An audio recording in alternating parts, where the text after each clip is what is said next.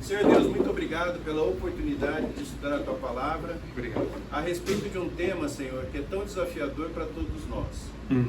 Estejamos nós em qual fase da vida profissional seja, sempre temos desafios, Senhor.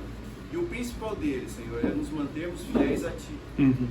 E possamos, Senhor, ouvir essas palavras, que Teu Espírito Santo tenha liberdade para falar a cada um de nós. E que, acima de tudo, Senhor, busquemos a Tua honra e a Tua glória. É o que pedimos, em nome de Jesus. Amém. Você ia falar alguma coisa? Eu te interrompi. Era isso mesmo? Ah, tá bom. Ô, Maurício, faz um favor, distribui isso aqui. Pessoal, bom dia.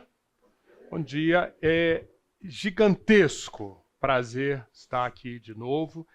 Aqui, antes do horário, das 9, tive a oportunidade de abraçar, rever, beijar tantos queridos e queridas, porque eu não sei se todo mundo sabe, Joãozinho, meu amigo, Bia, olha só, esse é o tempo. Eu não sei se todo mundo aqui sabe, mas eu tenho aí, posso falar IBCU?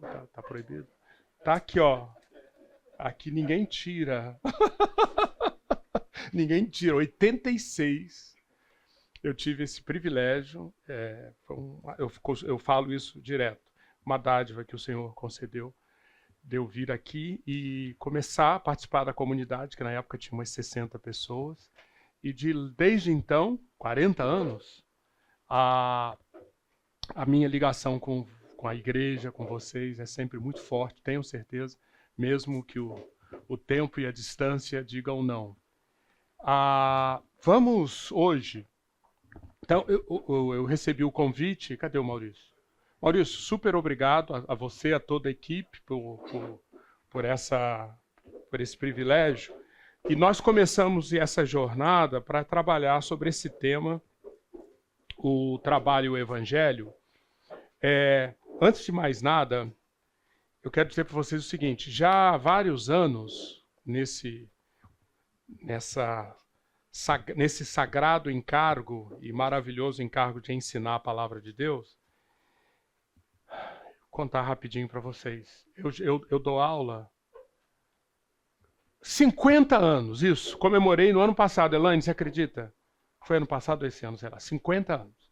Então eu passei por diversas fases de ensino, etc, etc. Nos últimos anos, nos últimos 10 anos, eu observei que estava sendo desenvolvido um hábito muito negativo. Sim. O que é? É para ficar mais alto ainda? Eu não aguento mais. Tá bom, por nada. Sempre servindo, sempre servindo. Então, observando que estava acontecendo um hábito das pessoas vindo numa classe de escola bíblica como essa, de adotarem uma postura de quem ouve uma preleção. Preleção. E isso sempre me incomodou bastante, porque escola bíblica não é preleção. Bem, em resumo, o que eu fiz nos últimos anos? Eu passei a gravar áudios e enviar diariamente para os participantes das classes que eu dei, com esse objetivo. Engajar, conectar, fazer com que a pessoa, segunda, terça, quarta, toda semana, tenha um texto, tenha uma meditação, tenha um desafio, uma aplicação. Bem, e com relação a esse tema, o trabalho e o evangelho, eu, felizmente, já tenho aqui o repertório dos áudios e gostaria de compartilhar com quem quiser. Agora, atenção, hein? Quem quiser, todo dia, por volta das 7h30 da manhã, plim! Vai estar tocando lá alguma mensagem no seu WhatsApp.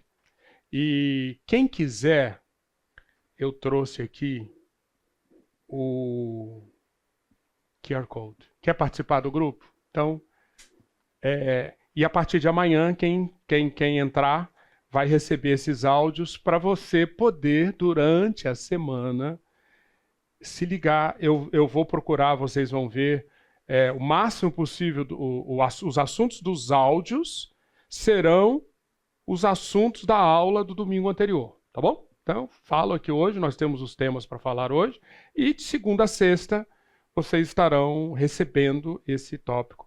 Aí, quem é dos tempos antigos faz o papel da... Como é que era o nome mesmo que tinha? Leituras diárias. Lembrou? Lembrou, Imaculada? Você lembrou, Imaculada? Leituras diárias.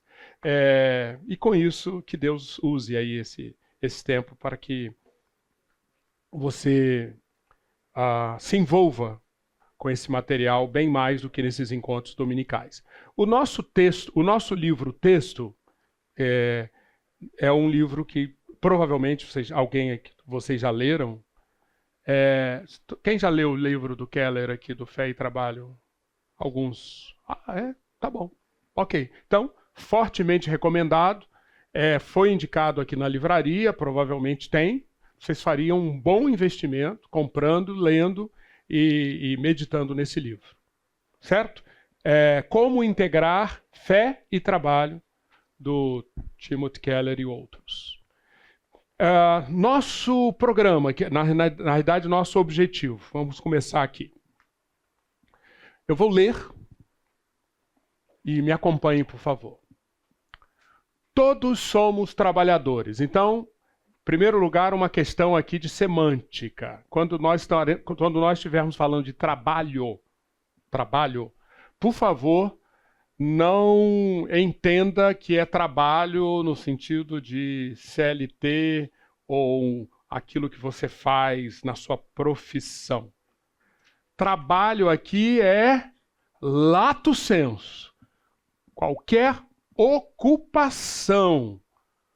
Tudo em que você coloca a sua mão. Cuidando da casa, cuidando dos filhos, regando as plantas, lavando louça na cozinha e trabalhando como advogado, como motorista, como enfermeiro, enfim. Tudo isso é trabalho, beleza? Então nós vamos adotar esse sentido de trabalho. E, portanto, todos somos trabalhadores.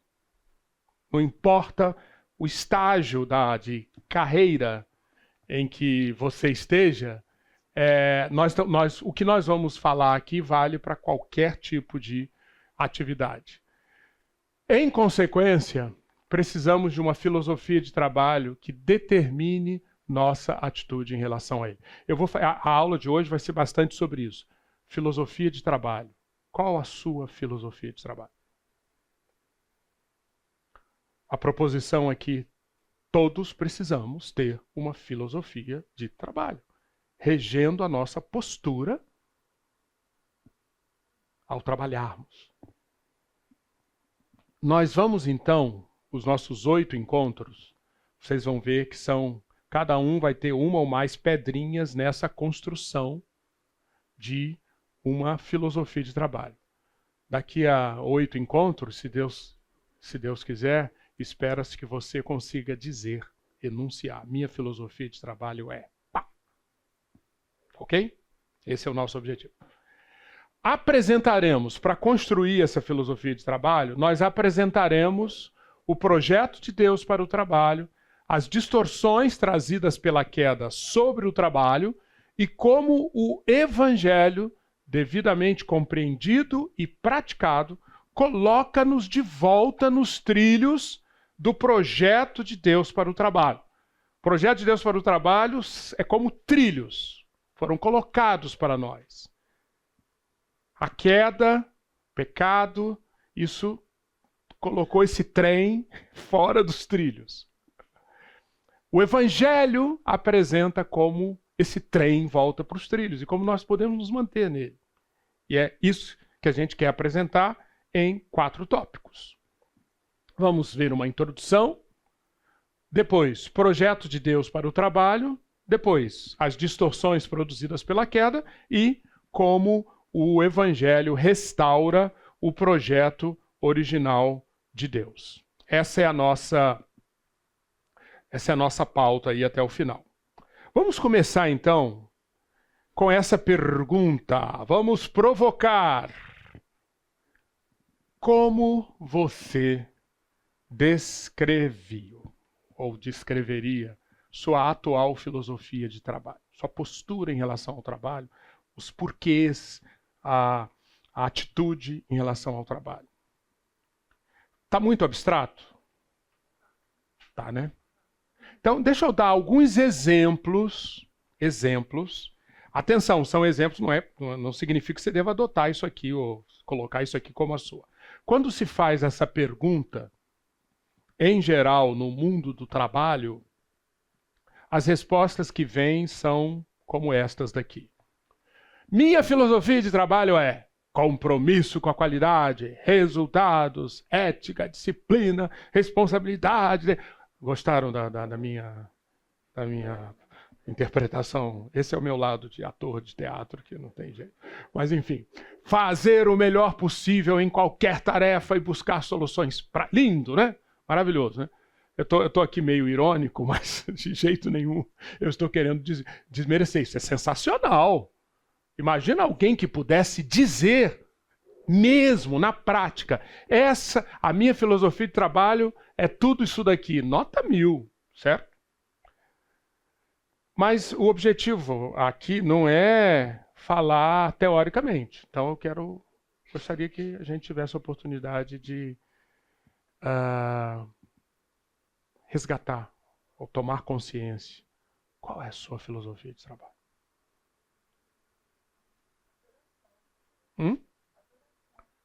Então, ótimo, é um bom começo. Ela disse adoração, mas é um bom começo, mas eu quero fazer na forma de uma dinâmica. Não sei se deu para todo mundo, mas na folha aqui, que foi distribuída, tem o exercício 2. Escreva agora, aí.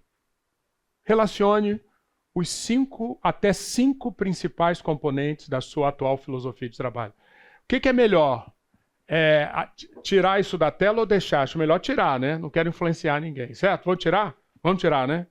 Vamos tirar. Não precisa ser em grupo, porque eu já vi que aqui vai ser complicado dividir em grupo, mas vamos lá. Tá contando? Escreve aí.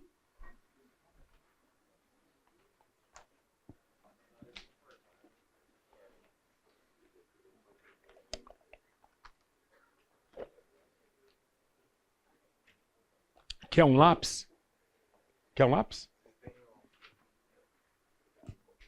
Não.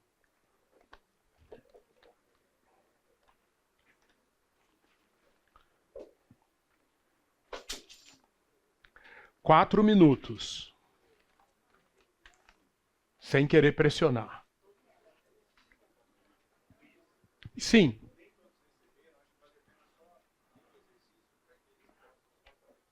Tá, boa. O exercício é o seguinte.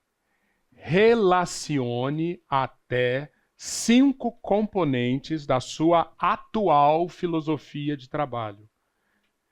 Eu quero reforçar isso, gente, porque não é o objetivo aqui que você apresente teorias aqui.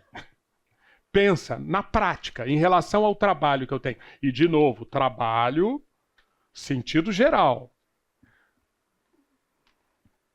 Se eu tivesse na frente de uma amiga, de um amigo, compartilhando vida, e eu tivesse o assunto fosse para isso, e a pergunta fosse essa: qual a sua filosofia perante o trabalho, sua postura perante o trabalho? O que você colocaria?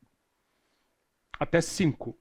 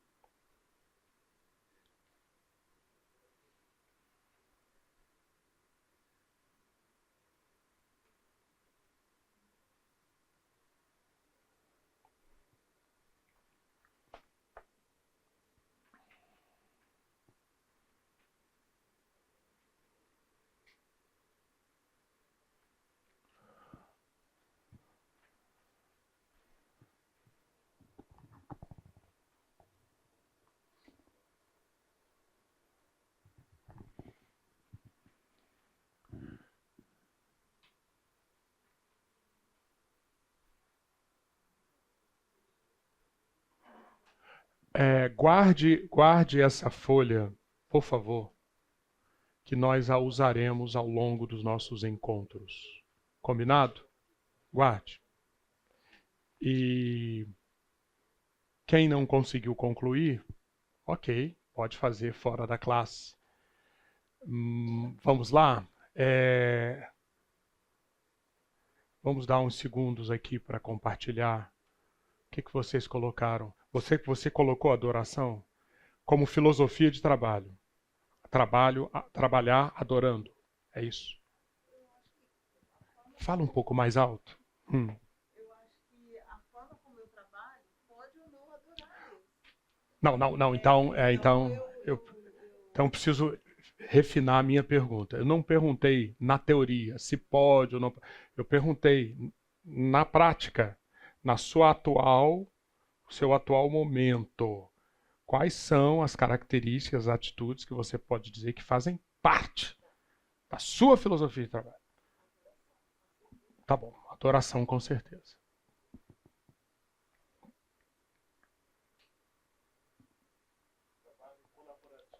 Colaborativo, Roberto. Trabalho colaborativo.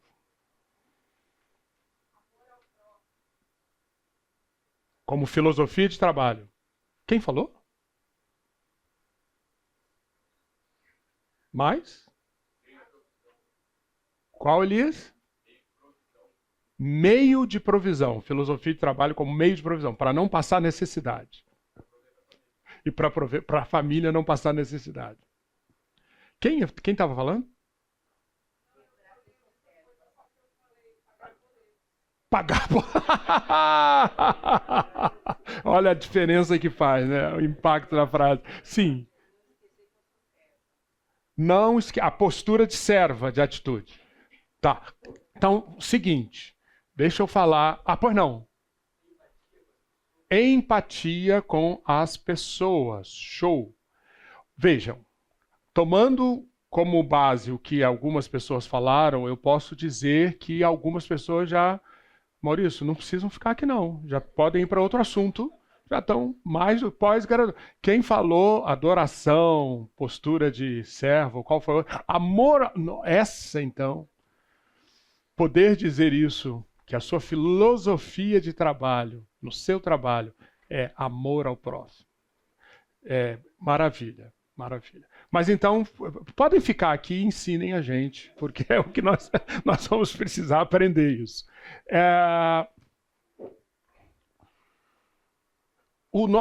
Essa resposta, ela valeu muito mais esse tempo aqui pela pergunta do que pela resposta. O curso aqui, esse nosso encontro, é justamente para alimentar-nos das Escrituras, para fazer uma revisão dos nossos balõezinhos na prática. Uma revisão de quais são essas características que definem a nossa filosofia, a nossa postura. E, para isso, eu selecionei 3 grandes pilares de conteúdo bíblico sobre o tema. Então, ao olharmos o projeto, o design de Deus para o trabalho, quem prestar atenção nisso, quem escutar os áudios, quem acompanhar num espírito de oração e de buscar ouvir Deus falar, já vai experimentar um avanço muito grande. Porque manter-nos conectados continuamente com a visão do projeto já faz um efeito enorme na nossa postura, na nossa filosofia. Mas, o segundo tópico que vamos estudar, as principais distorções que a queda trouxe, e entender isso, identificar isso em nós. E que nos afastam, em geral, desse projeto. Para aí, então, abrir os textos bíblicos, o que o Evangelho de Jesus Cristo anuncia, proclama, mostra como meios restauradores para que esse projeto se cumpra. Então vamos nos alimentar desse conteúdo e, com isso, revisar nossa filosofia. O trabalho de final de curso Você avisou, Maurício, que tem um TCC aqui? Por isso que veio tanta gente. Você vai ver domingo que vem. Vai ver. Então, o trabalho de conclusão de curso é escrever a sua filosofia de trabalho daqui a 8 domingos, se Deus quiser. E aí, espera-se, colocando em prática todo esse conteúdo que a gente começa a passar aqui. Tudo bem? Eu quero, inicialmente, então, apresentar algumas colocações sobre algo que eu acredito que é de senso comum. A importância, a relevância do trabalho na nossa vida. É mais do que na nossa vida, melhor frase, na nossa existência. O trabalho tem um significado existencial para cada ser humano. É muito profundo. Vamos começar vendo o lado mais quantitativo da coisa. Vocês já devem saber disso. Alguém se dispôs a computar o tempo que nós gastamos, em geral, né, claro, com essas atividades aqui. Para uma pessoa que vive em 65, 70, 75 anos, ao olhar a sua vida, quanto tempo ela gastou dormindo, vendo TV, cinema, entretenimento, comendo, acessando a internet, arrumando o cabelo, estudando a Bíblia e trabalhando.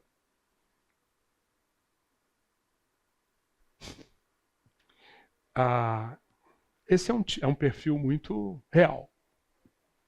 E fica evidente o que depois de dormir, claro, as horas acordadas,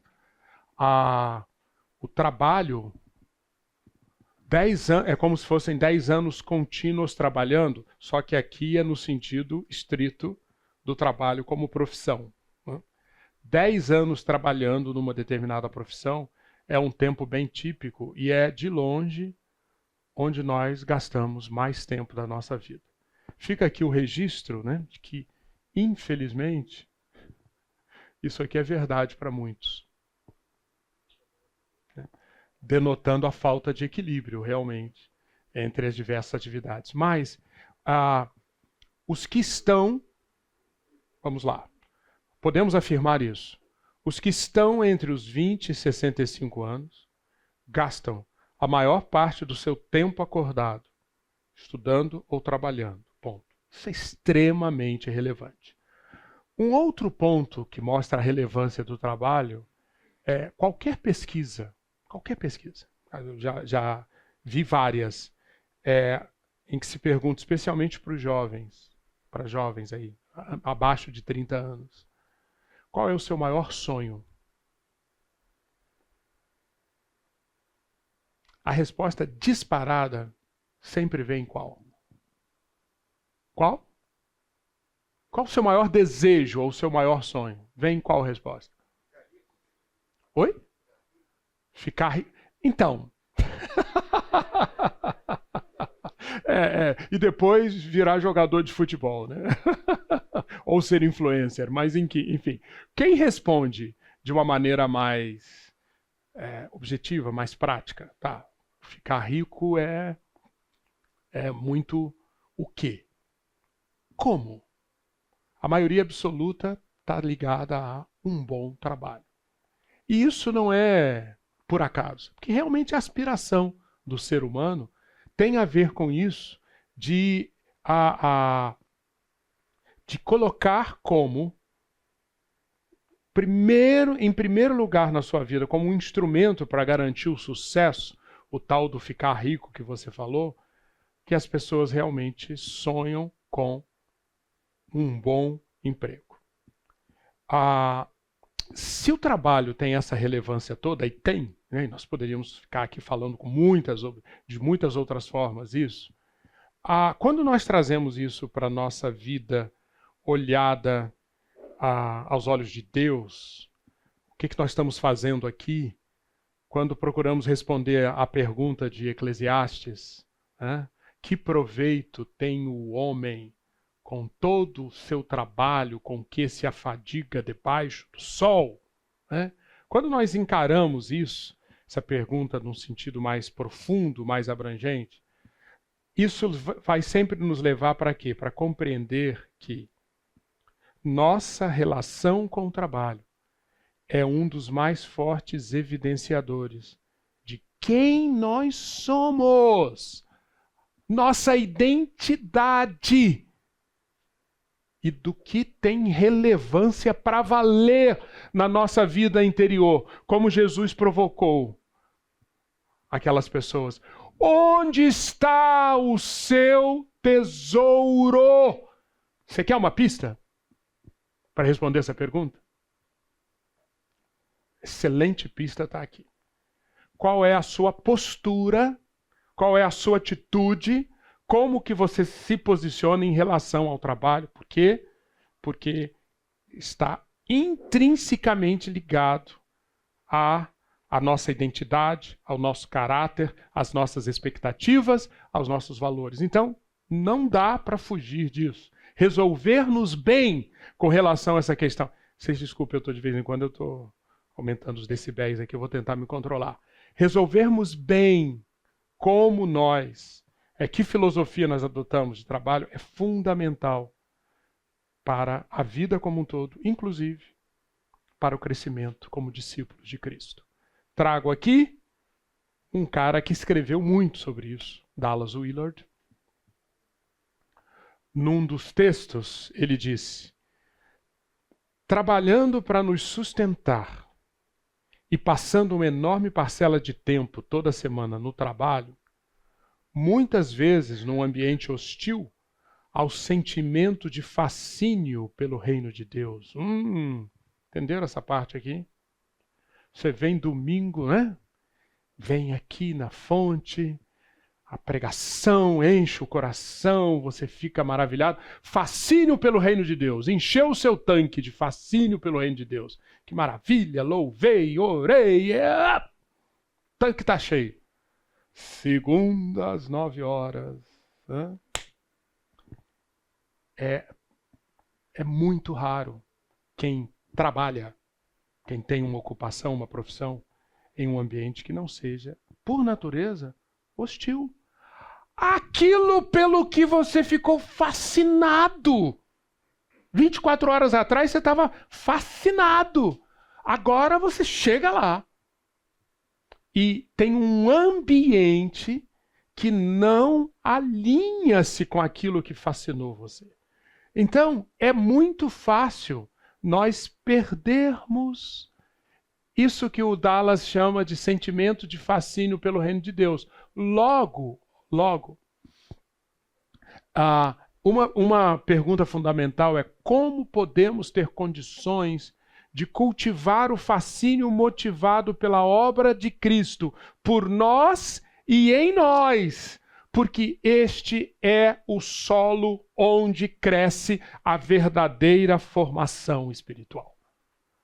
O discípulo de Jesus Cristo é formado aqui. O solo, o substrato, é aqui, na manutenção dessa atração, desse fascínio, dessa paixão de não retirar os olhos da obra do nosso Messias por nós, pela criação e em nós. Esse é o solo onde vai crescer o discípulo, a discípula.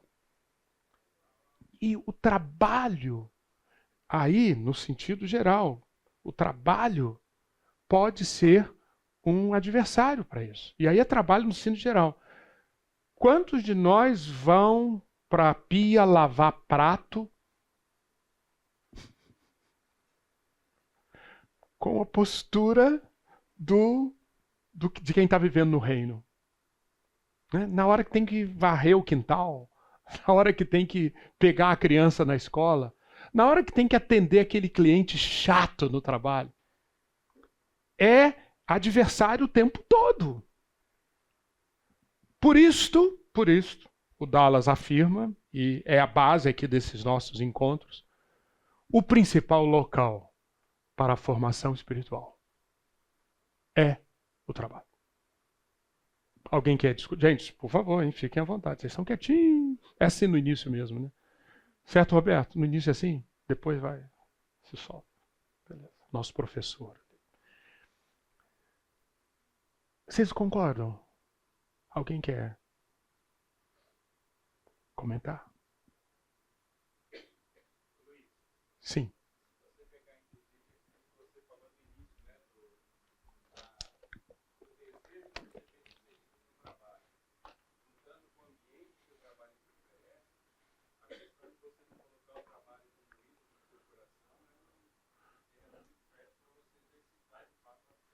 Sempre é um desafio, por conta dessas demandas existenciais que a gente carrega e que trabalho tem uma atração muito grande para parecer que supre isso, né? E aí, idolatria.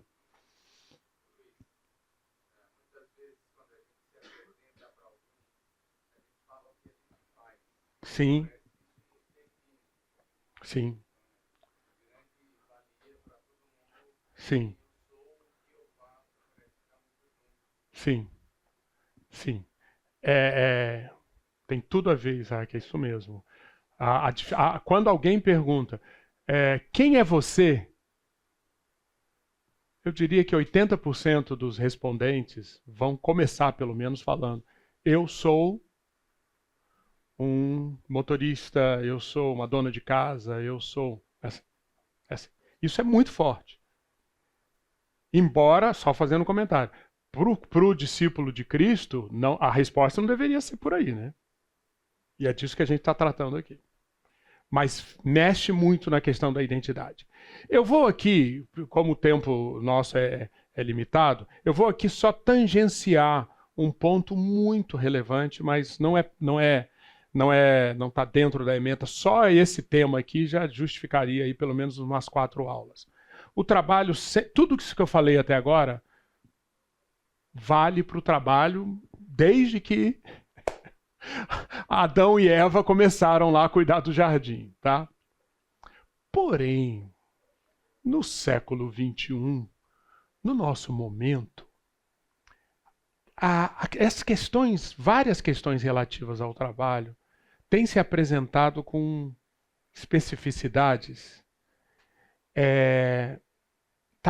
A questão do trabalho em excesso, a questão do burnout, a questão do desemprego, a questão da obsolescência das profissões, e aí nós poderíamos relacionar aqui uma série de outros desafios que estão vindo interagir com essas características do trabalho que a gente acabou de passar. Eu não sei quantos de vocês leram Byung-Chul Han. Ele é um cara muito digno de ser escutado. É um dos grandes filósofos. Coreano, né? Exatamente. Um coreano-alemão. Vale a pena ler os livrinhos, até porque os livrinhos dele, apesar do cara ser considerado filósofo, a gente entende o que ele escreve, cara. A gente consegue entender o cara português, isso aqui. E os livros são pequenos. Tem um chamado A Sociedade do Cansaço, em que ele mapeia, é verdade, muito o quadro das grandes cidades da Europa. Tá, então você vai ver lá, esse cara vive em Berlim. Então ele está fotografando Berlim. Mas vale para Paris, vale para Barcelona, vale para Londres. Né? Tá. E o que ele... E, guardadas as devidas adaptações, vale aqui, sim, para São Paulo, Campinas, cidade universitária. Minha opinião tem muito a ver com essa radiografia que ele faz. Em resumo, o resumo do resumo, o ponto dele era o seguinte: até o século XX, século XIX, XX, depois do iluminismo, etc., a máxima das culturas que prevaleciam era a máxima do eu devo, eu devo, eu devo. E essa postura do dever moldou culturas, países, gerações. Só que algo aconteceu, e nós não vamos entrar nisso aqui, mas algo aconteceu depois dos anos 50, 60, 70 do século passado. E claramente a frase-chave que define o mindset, a mentalidade das pessoas é eu posso, eu posso. Não é mais eu devo, eu posso. Eu posso ser o que eu quero. Eu posso trabalhar no que eu quiser. Eu posso ter o gênero, aliás, gênero, que negócio ultrapassado. Eu posso, enfim, ter as opções sexuais que eu quiser. Eu posso, eu posso, eu posso, eu posso. Concordam? Traz isso para trabalho, pessoal. Traz isso para ocupação, para profissão, para vocação. E cria-se um estado de coisas. Ele usa, atenção, e esse cara não é religioso. Ele escreve do ponto de vista de um acadêmico filósofo, filosofando. Essa figura que ele usa, sabe? Como é que é o nome disso mesmo? O hamster que fica lá no... Hã? Como é que é? Fala um pouco mais. Carroça. Enfim, isso aí que vocês sabem, né? Deixa o hamster lá e ele vai. E o Byung-Chul Han descreve isso, ele não está sozinho. A angústia que toma conta de boa parte da geração que foi formatada nessa postura do eu posso, eu posso, eu posso. E aí vem, se eu não desempenhar, se eu não estiver bem informado, se eu não fizer sucesso nas redes, se eu não alcançar esse degrau na minha carreira, se eu, resultado. O que acontece quando o hamster, depois de muito tempo nesse carrossel aí? Cansa. Cansaço existencial. Existencial. Então, essa sociedade com muito tédio, com muita intolerância, muita impaciência, denota isso que ele chama muito bem, sim, de cansaço. E no trabalho, isso se manifesta imensamente. Depois desse primeiro tempo, em que nós vimos a relevância do trabalho e alguns dos desafios que cercam esse tema, antes de eu começar a apresentar a visão bíblica para o trabalho, o projeto de Deus, eu quero tratar de algo, na minha opinião, fundamental para todos os campos, todas as áreas de nosso crescimento à semelhança de Cristo. Trabalho se aplica aqui, mas basicamente tudo na nossa vida com Cristo está ligado a isso. Isso o quê? Nós precisamos ter um método no processo de transformação espiritual que nós queremos passar. Nós precisamos ter um método.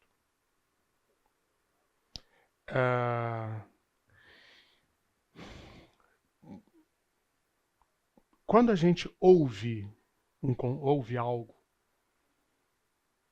e aquilo chama a atenção, nós nos ligamos honestamente com aquilo. Aquilo foi importante. Hoje, provavelmente, quer dizer, você está aqui na classe, né? Provavelmente você vai ouvir à noite uma mensagem. Durante a semana, o tempo todo, você ouve das muitas afirmações, proposições, desafios que você ouve. Alguns tocam o coração. Mas, obviamente, você já reparou nisso. Entre entender, ser tocado por alguma coisa, e aquilo efetivamente produzir mudança em nós, tem uma distância, certo? Você já parou para pensar? Por que tão pouca transformação mesmo tendo tanta informação. Por quê?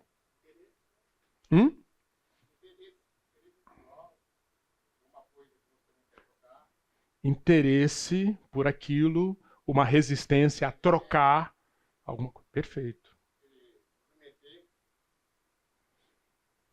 Vocês têm consciência disso? Ótimo, porque aí eu vou passar, inclusive, mais rapidinho aqui, porque eu quero propor para vocês. Está com outras palavras, Luiz, está com outras palavras, mas é essencialmente o que você falou. Eu, ao longo da minha jornada no discipulado de Cristo, eu aplico um método. Quero compartilhar com vocês. Na expectativa de que todos tenham seu método. E se isso acontecer, o conteúdo que a gente vai passar a partir daqui vai ser muito mais bem aproveitado. O método de transformação espiritual, ele faz com que os insights, os discernimentos, as compreensões que alcançarmos, efetivamente entrem num ciclo, num processo de transformação que irá impactar a nossa filosofia de trabalho. A palavra transformação, ela é usada na Bíblia muitas vezes, metamorfóseo, né? Esse verbo que aparece exatamente, é o verbo que aparece em Romanos 12:2. Observa como Paulo aqui, nessa passagem tão conhecida, está desafiando-nos a ter método. Ele acabou de apresentar, até o capítulo 11, visões. Essencialmente foram visões. Tem muito pouco desafio prático até o capítulo 11. Certo? Olha só, 11 capítulos. Paulo mostrando a problemática, para que nós somos criados, por que nos desviamos, a obra de Cristo, a obra de Deus em Cristo, começando pela justificação, indo para a transformação da vida, a salvação, a santificação que nos atua e a glorificação iniciada. Tudo isso Paulo vai mostrando. E a cada capítulo, a cada trecho de Romanos, é visão, visão, visão, visão, iluminação, discernimento, compreensão. Que maravilha! Sim. Até que chega no capítulo 12, versículo 1. Portanto, tendo em vista tudo isso que foi apresentado, todas essas visões que vocês tiveram, aí Paulo mostra que precisa acontecer uma transformação. Deixem que Deus os transforme. E Paulo, realista como ele era, ele reconhece. Como que vem essa transformação? É todo um processo que, nas palavras aqui de Romanos 12, tem a ver com oferecer e tem a ver com entendimento renovado, que na prática vai levar-nos a testar, a experimentar a vontade de Deus, que é perfeita, e os seus aspectos de bondade, de quão agradável ela é e quão adequada. Quando chegamos a Colossenses, aí, Colossenses 3, 1 a 10, é a mesma ideia, só que colocado de outra forma. E aqui, na minha opinião, eu encontrei algo mais facilmente formatado para eu aplicar. Colossenses 3, 1 a 10. Paulo vai mostrar que o que se espera de nós, em termos de método, para permitirmos que as visões, que as compreensões sobre o reino de Deus produzam mudança, nós precisamos de 3 etapas. Termos a visão, transformarmos a visão em intenção e levarmos a intenção para os ajustes sendo feitos. Tudo bem? Visão, intenção, ajustes. Eu gosto de trabalhar com o mnemônico aí de via, visão, intenção, ajustes. Até porque via é caminho. Método é caminho. Via. Paulo começa dizendo lá para os Colossenses 3:2, mantenham o pensamento nas coisas do alto. O ponto de partida é sempre este, ver. Ver no coração. Ver com a mente banhada de luz. Ver a partir de um discernimento especial produzido por Deus em nós. E aí Paulo diz, fixem a mente, fixem o pensamento nessas coisas, vejam e continuem vendo. Vejam e continuem vendo. Mas Paulo, ensina um pouco mais para a gente. Como que eu posso continuar a ver? Aí ele vem e traz-nos no versículo 1, busquem as coisas do alto. Note que aqui você vê, você enxerga, você entende. Agora, isso que você viu precisa ser acompanhado de uma postura, de uma atitude, de que leva você a ser direcionado, a colocar como prioridade as coisas do alto. É por isso o verbo buscar. Eu vou chamar isso de intenção. O buscar demonstra que nós temos a intenção. Isso faz toda a diferença. Atenção, gente! Visão por si só não mobiliza nossa vontade. Visão é fundamental, visão é preciosa, visão é importante, sem dúvida. Mas visão não move a roda daquilo que efetivamente vai produzir mudança, que é a vontade. Visão pode, no máximo, despertar desejos. Faz isso muitas vezes. As melhores visões, quando muito, despertam desejos. Show! Mas desejo sozinho não produz transformação. Não vai acontecer a metamorfose. É preciso que a nossa vontade seja mobilizada. A nossa vontade é mobilizada quando nós chegamos no nível da intenção.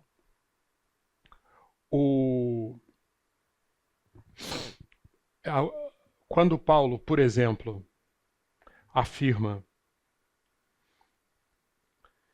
se vocês foram ressuscitados juntamente com Cristo, isso é uma visão. Vocês morreram e a vida de vocês está oculta juntamente com Cristo em Deus, isso é visão. Quando Cristo, agora Paulo joga o farol alto lá para frente, quando Cristo, que é a nova vida de vocês, se manifestar, então vocês também serão manifestados com Ele em glória. Concordam? Visão, visão, visão. Glória a Deus. Que maravilha! Agora, sejamos honestos conosco mesmos. Quanto no nosso dia a dia, e trabalhando inclusive, traduz isso aqui? Quanto? Deixa eu te dar uma pista do porquê tão pouco. Porque como Paulo nos mostra em Colossenses mesmo, é preciso que nós, depois de vermos, nós precisamos buscar. Busquem as coisas lá do alto, onde Cristo vive, assentado à direita de Deus. Aqui nós estamos efetivamente trazendo as coisas do alto para uma firme decisão de viver no reino de Deus. Tem uma frase É um famoso escritor, um homem muito piedoso do século XVII, se eu não me engano. Eu li essa frase do William Law, tem pelo menos uns 40 anos, olhem só. Me deu assim aquele tapa bem dado, do qual não me recuperei até hoje. Ele vai muito no ponto. Esse cara soube o que é transformação. Ele escreveu o seguinte: se você parar aqui e perguntar-se por que você não é tão piedoso quanto os cristãos primitivos, o seu próprio coração responderá que não é por ignorância nem incapacidade, não é por falta de conhecimento, de informação e nem de visão. Muitas vezes você pode ter a visão. Mas sabe por quê? Puramente porque você verdadeiramente nunca teve tal intenção.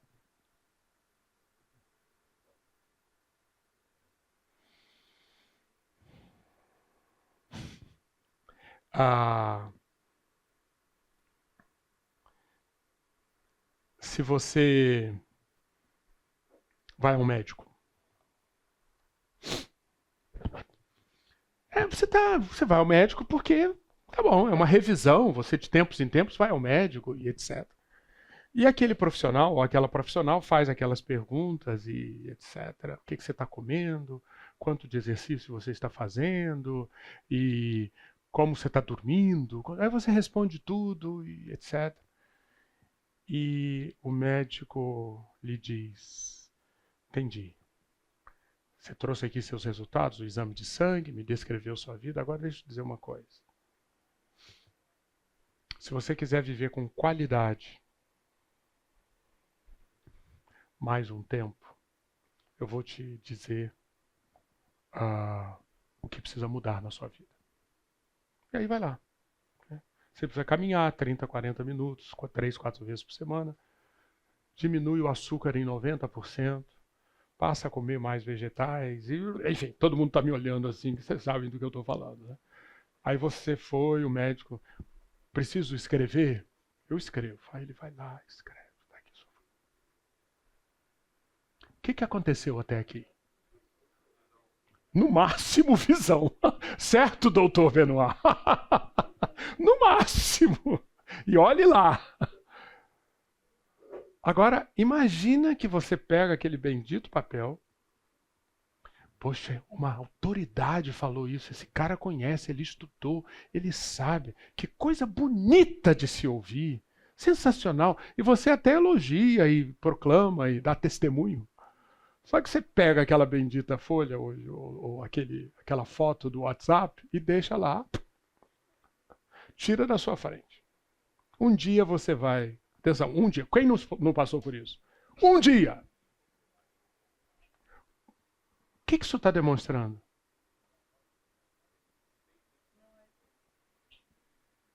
Não entrou no nível da intenção. Há máscaras da intenção. Não é pelo fato, não, esse cara não sabe nada, eu não vou fazer isso não, etc, não quero mais ouvir. Não, essa é a intenção mais explícita. Mas no mundo real, por uma boa parte das coisas, nós não somos assim. Nós arrumamos máscaras para fugir daí. E sem intenção. Não vai ocorrer, você não estará na via de transformação. A intenção, Paulo vai mostrar que leva aos ajustes. E os ajustes estão nos versículos 5 a 10. Paulo vai com uma série de características. Vamos lá. Façam morrer tudo que pertence à natureza terrena. Abandonem todas estas coisas, uma vez que vocês se despiram da velha natureza com as suas práticas e se revestiram da nova natureza. E vai, ajuste. Certo? Aqui é o ajuste. Esse é o A. Mas para chegar ao A, precisou passar pelo V e pelo I. Visão, intenção, ajustes. Entendido? Nós vamos falar aqui, começamos e vamos falar muito sobre trabalho, sobre o projeto de Deus, sobre o Evangelho restaurando o projeto de Deus. Pessoal, isso é só isso aqui, no máximo. Por isso que eu estou começando nossos encontros, desafiando a mim e a vocês. Levem isso em conta. O que significa? O que efetivamente mexe, mobiliza a intenção de vocês? E os ajustes vão mostrar isso. Querem ver um caso de método VIA num profissional, num trabalhador? Daniel. Todos conhecem o lado muito bonito de Daniel trabalhando, certo? O que aquele homem conseguiu? Quão relevante ele foi para a Babilônia? Para aquela corte cheia de armadilhas, um ambiente extremamente hostil para se viver no reino, correto? Mais hostil do que Babilônia, difícil imaginar. Contudo, mesmo naquele campo minado, esse servo de Deus foi o que foi, todos nós conhecemos. Mas se você quer entender o Daniel, realizador, governador, influenciador, você tem que voltar ao capítulo 1 do livro de Daniel e entender ali a estruturação daquele trabalhador.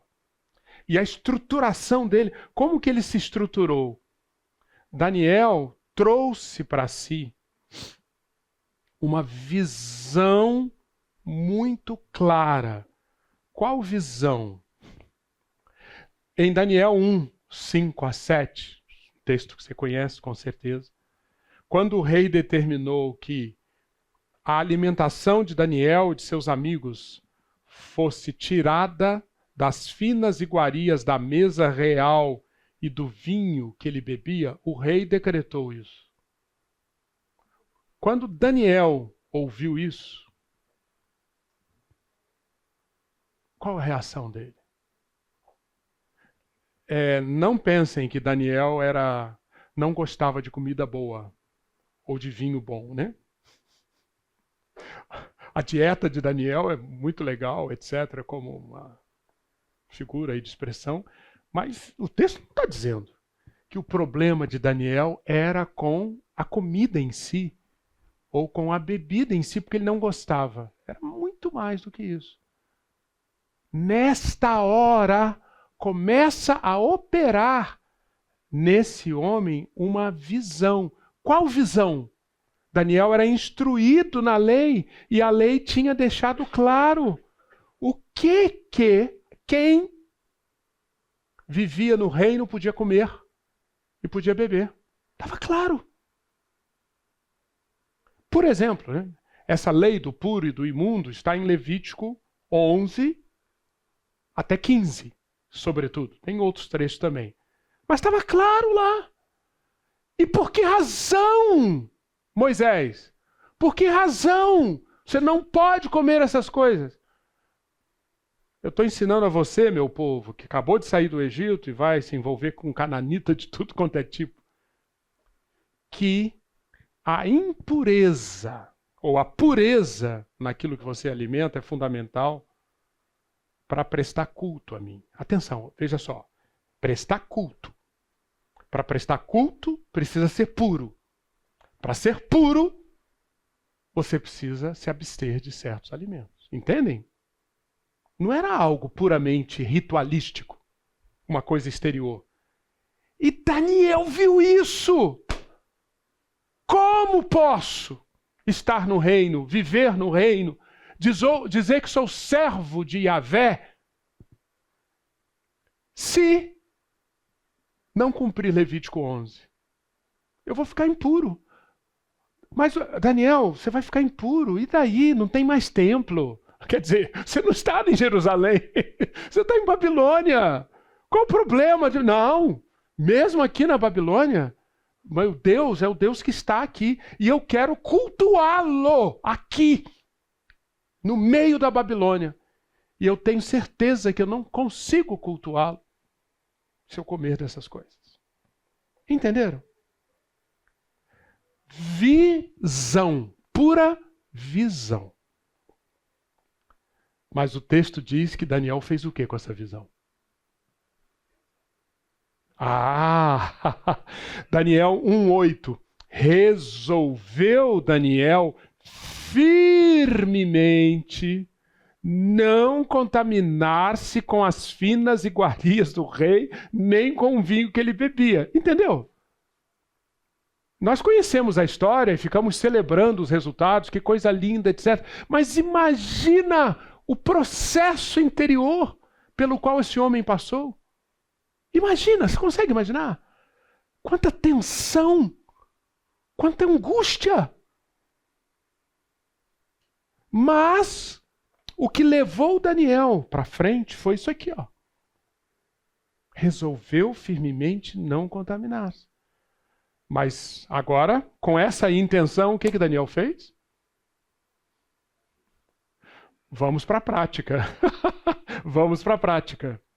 E o texto diz que, por isso, porque ele resolveu firmemente não contaminar-se, ele agiu. Pediu ao chefe dos eunucos que lhe permitisse não se contaminar. E aí o texto é maravilhoso. Deixa eu respirar fundo, porque eu fico babando com esses textos. Porque é a arte inspirada pelo Espírito Santo do escritor da Bíblia. Você percebe? Como ele mostra o campo humano, as decisões humanas, e mostra ali se movimentando em meio àquelas ações, aqueles ajustes, a boa mão de Deus.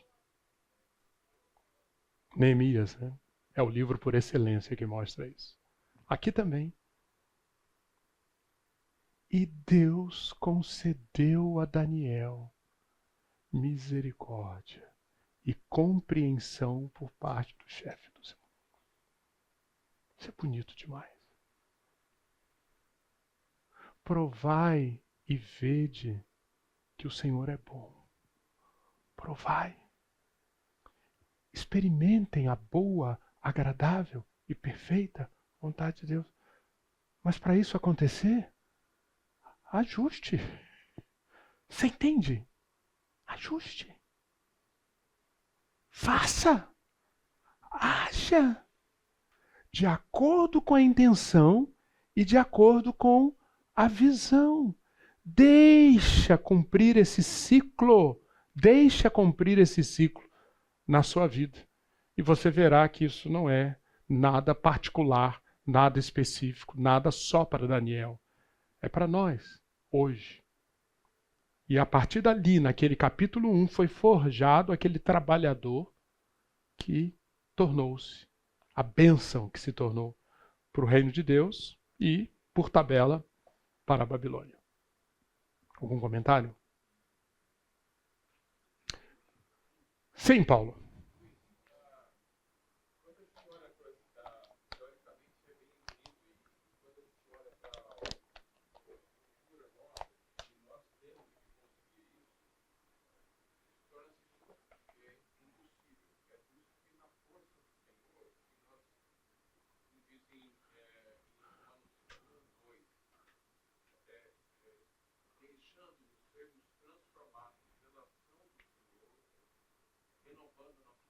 Uhum.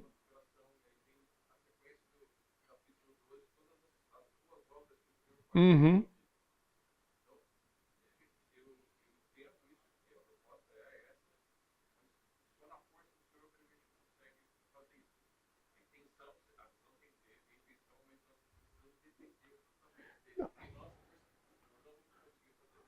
Não, perfeito, ótimo você ter colocado isso. Nós dependemos do Senhor em todos os três, para termos a visão, para ter o nosso coração mobilizado e esse coração mobilizado se transformar em obediência, em ajustes. Perfeito. Tudo você tem o Senhor. Eu acabei de ressaltar aqui em Daniel Você pode ver em José, você pode ver, enfim, todos os trabalhadores. A boa mão do Senhor. A boa mão do Senhor. Tanto no V, quanto no I, quanto no A. Show. O cuidado que a gente precisa tomar é não levar essa compreensão para a distorção que é, então, que Deus me toque. Que Deus me toque. É Ele? Então, quando Ele me tocar, eu vou ter a intenção. Quando Ele resolver agir, eu vou fazer... Gente, entendeu, Paulo? Eu sei que não foi isso que você quis levar. Mas é o perigo. Nós nos equilibramos aí entre os dois extremos. Entre achar que é nossa força, errado. Somente nossa força. Mas o outro extremo de achar, então, que cruza os braços e deixa a vida me levar. Também, né? Certo? Então, em tudo é a colaboração, a cooperação com Deus. Eu sei que para alguns aqui, eu nem vou parar aqui, que tem, quando entra nesse campo da sinergia com Deus, ficam... Mas enfim, acho que vocês me entenderam, né? Espero que sim. Pessoal, nesses últimos 7 minutos, eu quero então, sabe fazer o que agora? Falar, já que nós falamos de visão, intenção e ajustes, deixa eu dar para vocês alguns elementos da visão. Vocês vão levar para casa e vão processar isso durante a semana. O quanto que essas visões que eu vou apresentar aqui, elas impactam você, mexem na sua intenção e que ajustes precisam acontecer na sua vida. Vamos lá.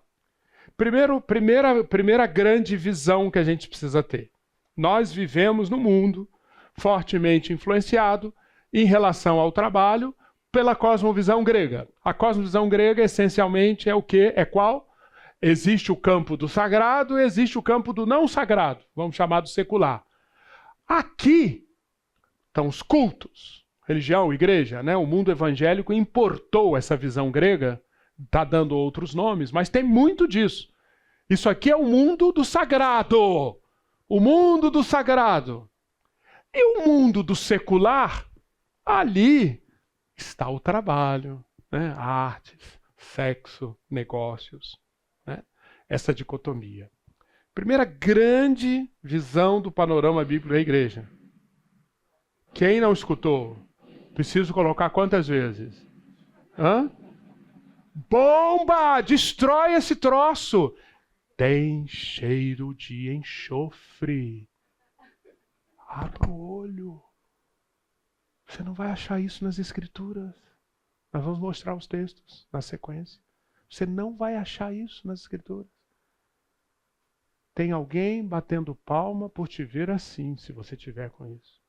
O que as escrituras nos mostram? Não.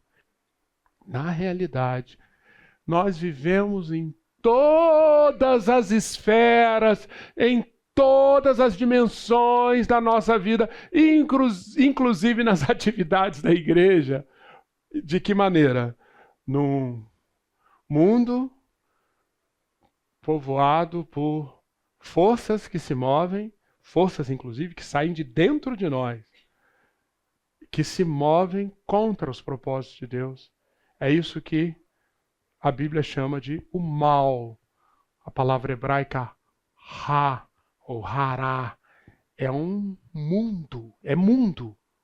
O mal na Bíblia é um mundo que está se movimentando com propósitos, com intenções, com esquemas, com ardis, em conflito com os propósitos de Deus.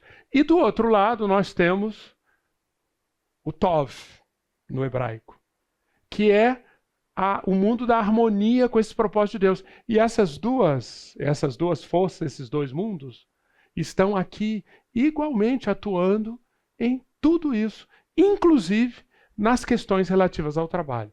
E aí trago a frase do meu querido C.S. Lewis. Pronto, já estou realizado, Maurício. Citei Dallas Willard, citei C.S. Lewis e recomendei um livro do Timothy Keller. Pronto, que tal? Fechou, né?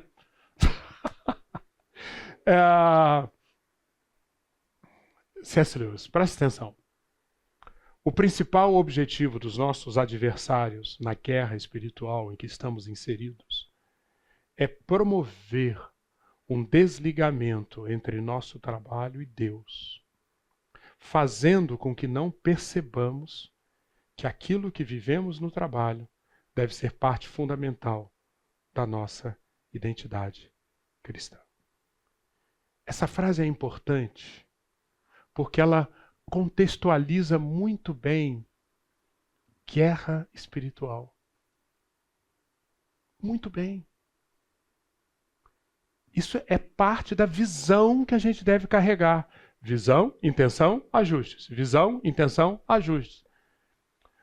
Tem um mundo espiritual habitado por seres extremamente mais ardilosos, inteligentes e cientes do que nós. Esse mundo esses seres se articulam num esquema chamado cosmos, chamado mundo. E isso nos cerca. Trabalhar é encarar um movimento no mundo de guerra espiritual. Eu fico pensando aqui no Benoit, quando você vai para o consultório. Né? Você vai para o consultório. É problema de quem senta na frente, você está vendo? É escolhido. Meu querido, que Deus lhe ilumine, né, para trazer essa consciência. Não posso só me guiar pelo que eu olho aqui, vejo, leio na ficha, ou vejo o que está acontecendo naquele dia, no consultório, nos pacientes, etc. Eu estou trabalhando. E esse trabalho tem interesses no mundo espiritual. E o grande propósito do grande estrategista, Satanás e seus comparsas, é qual? Desligar a compreensão do que o nosso trabalho está conectado com o reino, está conectado com Deus. É isso. Se conseguiu isso, concordam? Golaço para os demônios. Tudo bem, pessoal? Vocês entendem o que eu estou falando aqui? Alguém quer fazer algum comentário? Entenderam? Ninguém quer comentar nada, perguntar nada. Abre o olho. Portanto, qual é a intenção e os ajustes, se você está levando a sério isso que o C.S. Lewis está falando aqui? Quais os ajustes que você precisa fazer hoje, amanhã, no seu trabalho? Eu, faz uns, sei lá quantos anos, 30 anos, eu lembro bem que trabalhava numa empresa e mudamos de chefe. Na época eu era o quê? Gerente de estratégia de mercado. E veio um chefe mexicano, não tem nada contra o México, tá? Mas esse cara era mexicano. E, pessoal, para simplificar, até porque o nosso tempo nos permite, eu tive ao longo da minha carreira no trabalho profissional, creio que uns 20 chefes. Nenhum dos outros 19 chegou perto desse em termos de sadismo. Eu vou chamar de sadismo, sei lá, na minha opinião, porque os caras demonstravam, parecia um certo... Ele tinha uma bipolaridade perante os que eram pares com ele, ou os chefes, ele mostrava uma face. Na equipe, ele era uma outra pessoa, com requintes de crueldade na forma de tratar os outros. Enfim, depois que eu, graças a Deus, eu fiquei só 4 meses trabalhando com ele. Mas deu para perceber, e depois de alguns meses em que ele surtava, estava indo, as coisas estavam acontecendo, etc., ele surtava e descascava aquela cena que acho que boa parte de vocês conhecem, infelizmente. Até que um dia em que eu tive a visão. Peraí, tem algo mais acontecendo aqui. E falei para o Senhor, as próximas vezes que eu entrar na reunião com fulano, eu não vou entrar sem orar. E não vou entrar sem orar especificamente sobre isso. O que tem de reino das trevas ali? O que tem desse combate aí que eu, com meus olhos puramente humanos, não consigo discernir? E vou pedir ajuda. Bem, Visão, intenção, ajustes. Eu posso dizer para vocês, nunca fiz isso. Ele continuou sendo sádico e cruel. Mas nas reuniões que eu participei, isso mudou muito. Eu nunca mais vi nenhuma cena como eu tinha presenciado. Entender? No trabalho. Algum comentário, alguma pergunta? Agora vai soar o alarme? Vai, né? Vai? Alguma pergunta, algum comentário? Eu queria que vocês fizessem o seguinte, então. É ele? Hey! Eu queria que vocês fizessem o seguinte. A folha que vocês receberam, quem? Aliás, vamos fazer o seguinte. Outra coisa importantíssima antes da gente sair. Opa. Eu gostei disso aqui, hein? Eu gostei disso daqui. Vamos soltar de novo? Quem gosta de videogame agora deve estar se controlando. Quem não estava no início, nós estamos formando um grupo de pessoas para receberem áudio e apostilas e anotações do nosso conteúdo. E uma coisa, algo que eu vou postar no grupo, é esse questionário para quem não recebeu. Peço a vocês que preencham. Como está a minha relação com o trabalho? De 1 a 5, onde 5 isso é perfeitamente aplicável para mim. 1 é nada aplicável. Por exemplo, trabalho pela fé para o Senhor. De 1 a 5. Qual a nota que você se dá? 1 a 5. Tá? E aí vai. E vai somando. Tá bom? E quem não fez a leitura aqui do QR Code para entrar no grupo está aqui. E, atenção, cadê o nosso coordenador ali, Maurício? O máximo de pontuação aqui, Maurício, é 40. Quem tiver perto de 40, 35, 40, o que a gente faz?